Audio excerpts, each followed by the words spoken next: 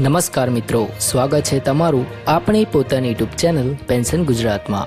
તો મિત્રો, આજની તારીખ 31 જાન્યુઆરી 2026 છે અને આવતીકાલે એટલે કે 1 ફેબ્રુઆરી 2026ના રોજ ગુજરાત રાજ્યની સેવામાંથી સેવા નિવૃત્ત પામેલા તમામ પેન્શન ધારક મિત્રોનું પેન્શન જમા થવાનું છે। મિત્રો, આજના આ વિડીયોમાં આપણે સંપૂર્ણ વિગતવાર ચર્ચા કરવાના છીએ કે તમારું પેન્શન ક્યારે જમા થશે, કેટલું જમા થશે અને કઈ કઈ વિગતો સાથે જમા થશે। તો આજનો આ વિડીયો અંત સુધી જોતા રહેજો અને જો હજી સુધી તમે આપણી આ ચેનલ પેન્શન ગુજરાતને સબસ્ક્રાઇબ નથી કરી તો હમણાં જ સબસ્ક્રાઇબ બટન દબાવી દેજો, જેથી દર મહિનાની આવી જ અગત્યની માહિતી તમને સમયસર મળતી રહે। તો મિત્રો, દર મહિનાની છેલ્લી તારીખે, પછી તે 31 હોય કે 30 હોય અથવા 28 હોય, આપણે આવો વિડીયો બનાવીને તમને માહિતગાર કરતા હોઈએ છીએ કે આવતીકાલે ગુજરાત રાજ્યના પેન્શનરોના ખાતામાં કેટલું પેન્શન જમા થશે અને તે કઈ કઈ વિગતો સાથે જમા થશે। આજે પણ એક ખાસ વાત તમારા ધ્યાન પર લાવવી છે કે આવતીકાલે એટલે કે 1 ફેબ્રુઆરીના રોજ રવિવાર છે। જેમ તમે બધા જાણો છો કે રવિવારના દિવસે બેંકો બંધ હોવાથી પેન્શન જમા થતું નથી, તેથી આ મહિનાનું પેન્શન તમારા ખાતામાં 2 ફેબ્રુઆરી એટલે કે સોમવારના રોજ જમા કરવામાં આવશે। આની ખાસ નોંધ લેજો, જેથી તમને કોઈ પણ પ્રકારની મૂંઝવણ ન થાય। મિત્રો, હવે આપણે વિગતવાર સમજીએ કે તમારા ખાતામાં કેટલું પેન્શન જમા થશે।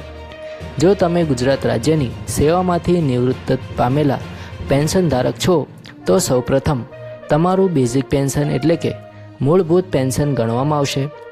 આ તે પેન્શન છે જે તમારી સેવા નિવૃત્તિની તારીખે નક્કી થયેલું હતું અને સમયાંતરે જેમાં સુધારા વધારા થયા હોય તે સાથે। મિત્રો, તે પછી હાલમાં 58% લેખે મોંઘવારી રાહત, જેને ડિયરનેસ રિલીફ કહેવામાં આવે છે, તે પણ ઉમેરવામાં આવે છે। આ મોંઘવારી રાહત દર 6 મહિને સરકાર દ્વારા સુધારવામાં આવતી હોય છે અને તેને હંગામી વધારો પણ કહેવામાં આવે છે। આ ઉપરાંત તમે જો મેડિકલ એલાઉન્સ લેતા હોય તો 1000 રૂપિયા મેડિકલ એલાઉન્સ પણ ઉમેરવામાં આવશે। તો મિત્રો, સંક્ષિપ્તમાં કહીએ તો તમારા ખાતામાં જમા થનાર પેન્શન આ પ્રમાણે ગણવામાં આવે છે। પહેલું બેઝિક પેન્શન એટલે કે મૂળભૂત પેન્શન, બીજું 58% લેખે મોંઘવારી રાહત અને ત્રીજું 1000 રૂપિયા મેડિકલ એલાઉન્સ।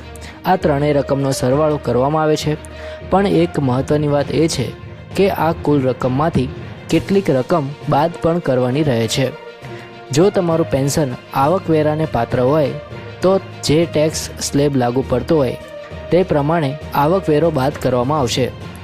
વધુમાં, જો તમે કોમ્પ્યુટેશન લીધેલ હોય અને તમારી સેવા નિવૃત્તિને હજુ 15 વર્ષ થયા ન હોય તો કોમ્પ્યુટેશનની વસૂલાત પણ તમારા પેન્શનમાંથી બાદ કરવામાં આવતી હોય છે।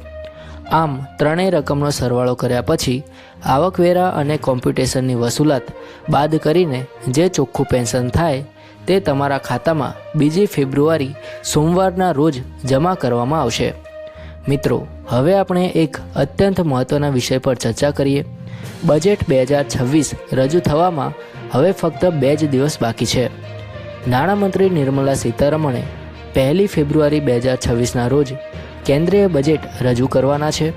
આ બજેટ અંગે પગારદાર વ્યક્તિઓથી લઈને વરિષ્ઠ નાગરિકો સુધી દરેકની અપેક્ષાઓ નોંધપાત્ર રીતે વધી ગઈ છે। ખાસ કરીને વરિષ્ઠ નાગરિકો અને પેન્શન ધારકો આશા રાખી રહ્યા છે કે આ વખતે બજેટમાં તેમના માટે કોઈ ખાસ જાહેરાતો થશે અને રાહત મળશે।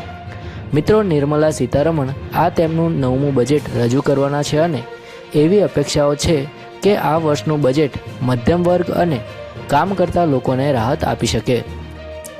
ગયા વર્ષે સરકારે નવી કર પ્રણાલી હેઠળ 12.5 લાખ રૂપિયા સુધીની આવકને કર મુક્તિ કરી હતી। આ વખતે કર પ્રણાલીને વધુ સરળ બનાવવાની અને કર મુક્ત મર્યાદામાં વધારો કરવાની અપેક્ષા છે। પગારદાર વર્ગ માંગ કરી રહ્યો છે કે મૂળભૂત કર મુક્તિ મર્યાદામાં વધારો કરવામાં આવે, જેથી મધ્યમ વર્ગને વધુ ફાયદો થઈ શકે। વધુમાં, પ્રમાણભૂત કપાત 75,000 રૂપિયાથી વધારીને 1 લાખ રૂપિયા કે તેથી વધુ કરવામાં આવે તેવી અપેક્ષા પણ કરવામાં આવી છે, જેનાથી પગારદાર લોકોને નોંધપાત્ર લાભ થશે। નવી કર પ્રણાલી તરફ આગળ વધી રહેલા કરદાતાઓ માને છે કે 30 લાખ રૂપિયા સુધીની આવક પર 30% ટેક્સ સ્લેબ લાગુ કરવો જોઈએ, જેથી પગાર વધારા પછી કરદાતાઓને કોઈ સમસ્યાનો સામનો કરવો ન પડે. જૂની કર પ્રણાલીની વાત કરીએ તો જૂના ટેક્સ સ્લેબમાં રહેતા કરદાતાઓ ઈચ્છે છે કે સરકાર આ બાબતમાં સ્પષ્ટતા કરે. મિત્રો, કર નિષ્ણાંતો કહે છે કે જૂના ટેક્સ સ્લેબને અચાનક દૂર કરવાથી વીમા, હોમ લોન અને નિવૃત્તિ આયોજન પર આધાર રાખનારાઓને નોંધપાત્ર રીતે નુકસાન થઈ શકે છે. તેથી ધીમે ધીમે ફેરફાર કરીને રાહત આપવી જોઈએ. બજેટ 2026માં સંયુક્ત કરવેરાની માંગ પણ ઘણા વર્ષોથી કરવામાં આવી રહી છે. નિષ્ણાંતોના મતે સંયુક્ત કરવેરાથી એકલ આવક ધરાવતા અને મધ્યમ વર્ગના પરિવારો પરનો બોજ ઓછો થશે. માંગ ચાલુ રહે છે, તેમ છતાં તેનો અમલ હજુ પણ કરવો મુશ્કેલ છે. પરંતુ મિત્રો, આશા છે કે આ વખતે કંઈક સર્જનાત્મક એટલે કે સકારાત્મક જાહેરાત થઈ શકે છે. મિત્રો, ખાસ કરીને વરિષ્ઠ નાગરિકોની માંગણીઓની વાત કરીએ તો તેઓ કરમુક્ત આવક મર્યાદામાં વધારો કરવા માગે છે, ઉચ્ચ આરોગ્ય વીમા કપાતોનો લાભ મેળવવા તેમજ ફિક્સ્ડ ડિપોઝિટ અને નાની બચત ખાતા પર મળતા વ્યાજ પર કર રાહત આપવાની માંગ કરે છે. વરિષ્ઠ નાગરિકો જેઓ પેન્શન અને વ્યાજ આવક ધરાવતા હોય તેમના માટે ITR ફાઇલિંગને સરળ બનાવવાની પણ માંગ કરે છે. આ બધી માંગણીઓ અત્યંત યોગ્ય છે અને આશા છે કે નાણામંત્રી આ વખતે વરિષ્ઠ નાગરિકોને કોઈ ખાસ રાહત આપશે. બજેટમાં બીજી કઈ રાહત મળી શકે છે તેની પણ વાત કરી લઈએ. તો મિત્રો, ઘર ખરીદનારાઓને વધતી જતી EMI વચ્ચે કલમ 24B હેઠળ હોમ લોન વ્યાજ કપાતનો લાભ વધારવાની આશા છે. પહેલીવાર ઘર ખરીદનારાઓ અને મહિલા ઘર ખરીદનારાઓ માટે વધુ કર લાભોની અપેક્ષા છે. વધુમાં એવી પણ આશા છે કે મહિલા કરદાતાઓ માટે વિશેષ લાભ જાહેર કરવામાં આવે, જેથી કાર્યબળ ભાગીદારી વધારી શકાય અને લાંબા ગાળાની બચતને પ્રોત્સાહન આપી શકાય. તો મિત્રો, આ વર્ષનું બજેટ ખૂબ જ મહત્ત્વનું બનવાનું છે અને બધાને જ આશા છે કે સરકાર કોઈને કોઈ રીતે રાહત આપશે.